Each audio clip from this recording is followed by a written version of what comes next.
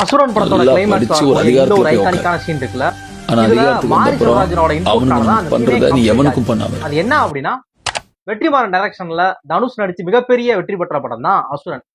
இந்த படத்தோட டப்பிங்காக வெற்றிமாறன் வந்து இங்க டப்பிங் விஷயமா இங்க சென்னையில இருக்கிறாராம்.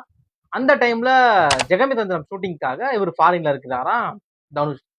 தனுஷும் இங்க வந்து டப்பிங் பண்ண முடியாது, வெற்றிமாறனும் அங்க போய் டப்பிங் பண்றதுக்கான வாய்ப்பு கிடையாது. ரெண்டு பேருமே அது பாசிபிள் இல்லை. அப்படிங்கிறப்ப தனுஷ் வந்து காலையில ஜெகமேந்திரன் படத்தோட ஷூட்டிங்லாம் முடிச்சுட்டு ஈவினிங் நைட் ஃப்ரீ அப்படிங்கிறப்ப அந்த டைம்ல டப்பிங் பண்ணுவாராம்.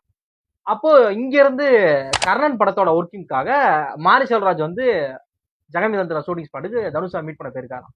அப்ப நைட்டு டப்பிங் பண்ணிட்டு இருக்க டைம்ல இந்த சீன் பண்ற டைம்ல வெற்றிமாறன் என்ன எழுதியிருந்தார் அப்படின்னா, அவனுங்க உனக்கு பண்ணத நீ அவனுங்களுக்கு பண்ணாத அப்படிங்கிற மாதிரி தான் அவர் எழுதியிருந்தாராம். இதான் அவரு டப்பிங் வச்சிருந்தாராம்.